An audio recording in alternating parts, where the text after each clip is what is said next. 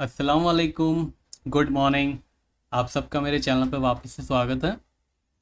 Gold फ़िलहाल 1783 रुपये के आसपास बंद हुआ है।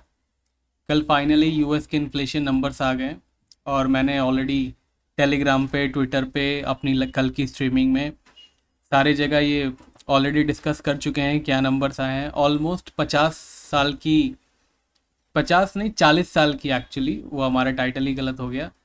ऑलमोस्ट 40 साल की जो है हाई पे है यूएस की इन्फ्लेशन, तो उसका ध्यान रखिएगा। 1982 के बाद सबसे ज़्यादा इन्फ्लेशन है यूएस के अंदर। इनफैक्ट 1980 में अगर आप थे या आप पैदा हुए थे तो 1980 में जो थी 14.5% के आसपास इन्फ्लेशन थी, और 1982 1983 आते आते वो तकरीबन 8.5% के आसपास आई। तो इन्फ्लेशन को कंट्रोल करने में तब के टाइम पे फेडरल रिज़र्व को 3 साल लग गए थे, और अभी जबकि ऑल टाइम लो पे है इंटरेस्ट रेट और इतना डेट यूएस ले चुका है पैंडमिक को कंट्रोल करने के लिए, इतना फ्री पैसा बांटा है, डॉलर छापे हैं और इतना ज़्यादा डेट है यूएस के पास। अब की बार जो है फेडरल रिज़र्व के पास बहुत कम तरीके हैं इन्फ्लेशन को कंट्रोल करने के लिए, बिकॉज अभी की जो इन्फ्लेशन है वो ज़्यादा ख़तरनाक है 1980 से।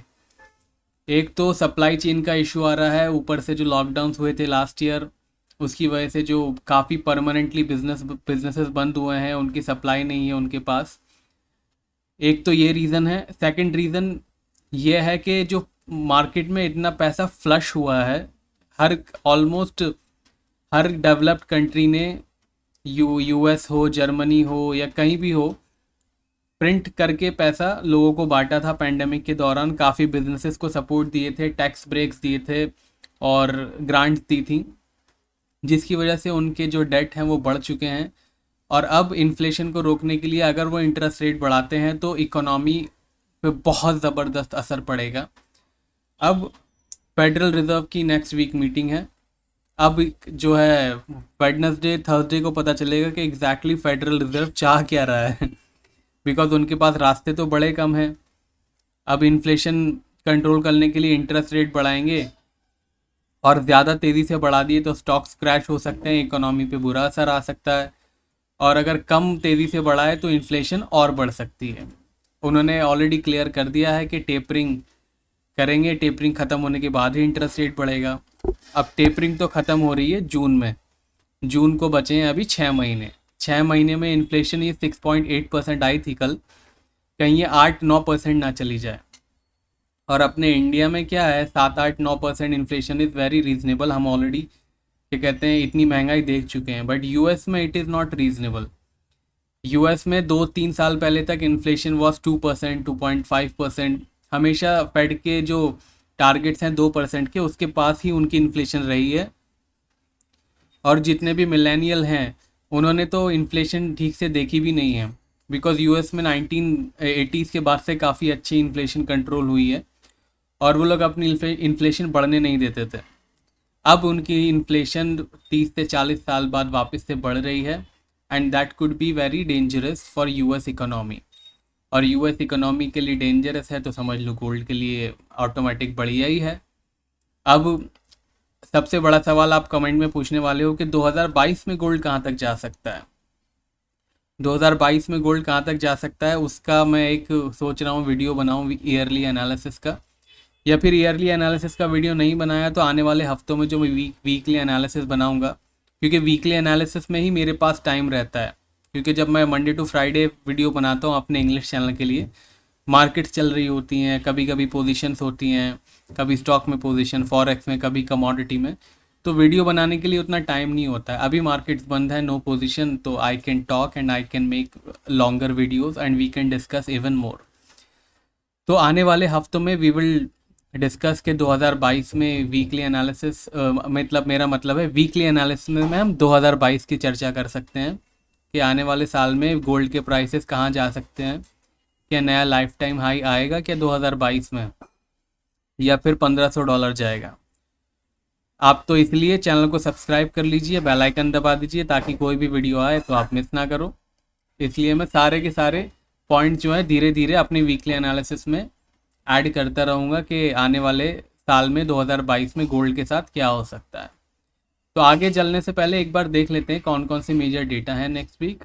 मैं सिर्फ मेजर ही डेटा हाईलाइट करूँगा और सारे टाइमिंग इंडियन स्टैंडर्ड टाइमिंग के हिसाब से हैं। वेडनेसडे पीपीआई है, होलसेल इन्फ्लेशन है, that is also very important. फिर आएंगे वेडनेसडे रिटेल सेल्स एंड को रिटेल सेल्स नंबर्स हैं।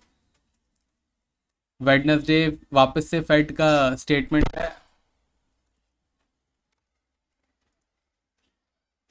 वेडनेसडे काफ़ी एक्शन पैक रहेगा दिन, तो प्लीज़ ध्यान रखिएगा।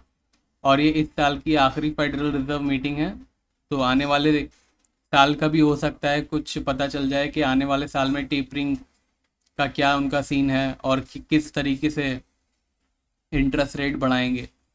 मेरे ख्याल से 2022 में 2 या मैक्सिमम 3 इंटरेस्ट रेट बढ़ सकते हैं, तो उसका ध्यान रखिएगा। थर्सडे आ जाते हैं भाई साहब। थर्सडे है जर्मन के मैन्युफैक्चरिंग और services numbers. Bank of England की जो है मॉनेटरी पॉलिसी है, यूरोप की मॉनेटरी पॉलिसी है, यूरो ईसीबी की प्रेस कॉन्फ्रेंस भी है। अनएम्प्लॉयमेंट क्लेम्स वही वीकली अपना।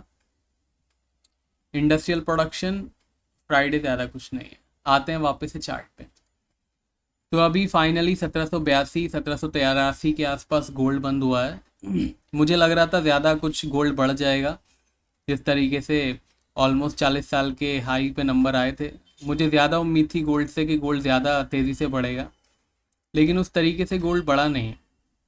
इवन तो आप ये देखो डॉलर इंडेक्स का चार्ट, डॉलर इंडेक्स में भी एक अच्छी वीकनेस थी, लेकिन गोल्ड बढ़ा नहीं। तो गोल्ड बढ़ नहीं रहा है, इन्फ्लेशन ज़्यादा आ रही है तब भी, और डॉलर इंडेक्स नीचे जा रहा है तब भी। इसका मतलब है हम दिसंबर के लो वॉल्यूम्स में ऑलमोस्ट एंटर कर चुके हैं। आने वाले 2-3 हफ्तों में हो सकता है काफ़ी अपने को लोअर वॉल्यूम देखने को मिले, और हो सकता है वाइल्ड मूव्स भी देखने को मिल जाएंगे।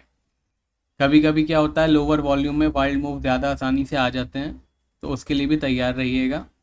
और आप जितनी भी क्वांटिटी करते हैं थोड़ी सी कम क्वांटिटी अब ट्रेड करना शुरू कीजिए, तक कम से कम जनवरी के फर्स्ट वीक तक। बाकी अगर आपको मेरी पेड सर्विस लेनी है तो आप पेड सिग्नल्स के लिए मुझे व्हाट्सएप कर सकते हैं। नंबर आपकी स्क्रीन पे है, नंबर डिस्क्रिप्शन में भी अवेलेबल है। बाकी MCX के लेवल मैंने अपने इंग्लिश चैनल के कम्युनिटी पोस्ट में डाल दिए हैं।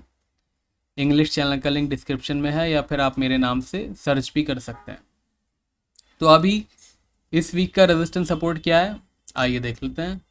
यह है 1840 का रेजिस्टेंस है। 1840 के ऊपर अगर गोल्ड क्लोज होता है तो ही गोल्ड में तेज़ी की उम्मीद है। 1840 के ऊपर क्लोजिंग गोल्ड को तकरीबन 1900 और $2000 तक लेके जा सकती है।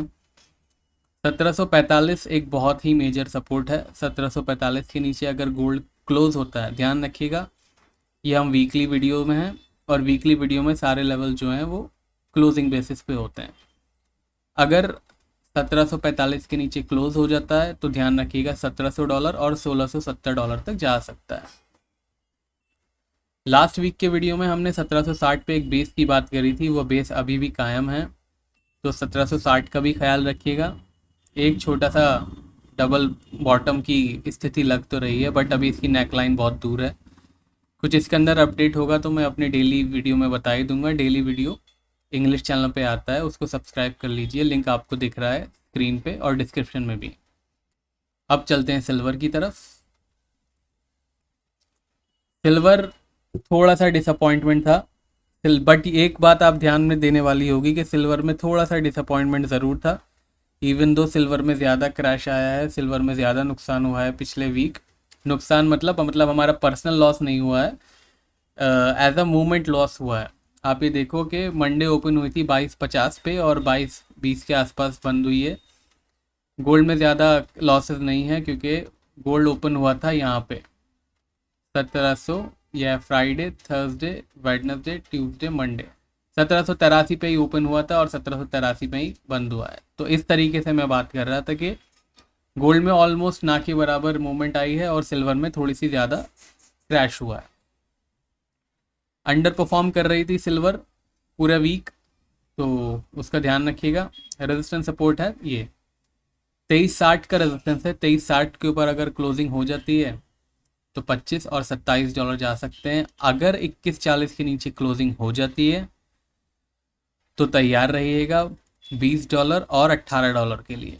बहुत ज़बरदस्त मोड़ पे है सिल्वर, ईयरली क्लोजिंग भी होने वाली है तो ध्यान रखिएगा। अब आ जाते हैं क्रूड ऑयल पे। MCX के लेवल कम्युनिटी पोस्ट में डाल दिए हैं इंग्लिश चैनल की, ज्वाइन का बटन दबा के देख लें। यह है क्रूड ऑयल, एक अच्छा डबल टॉप बनाया, उसके बाद ये नेकलाइन से जो क्रैश हुआ है 75 डॉलर से ऑलमोस्ट 62 डॉलर तक चला गया था। 62 डॉलर से ऑलमोस्ट 72 डॉलर आ गया है, तो यानी ऑलमोस्ट 10 डॉलर के आसपास की रिकवरी हो चुकी है लोवेस्ट पॉइंट से। ये 10 डॉलर भी जो है इसको बचा नहीं पाया और अभी भी वीक जोन में ही है।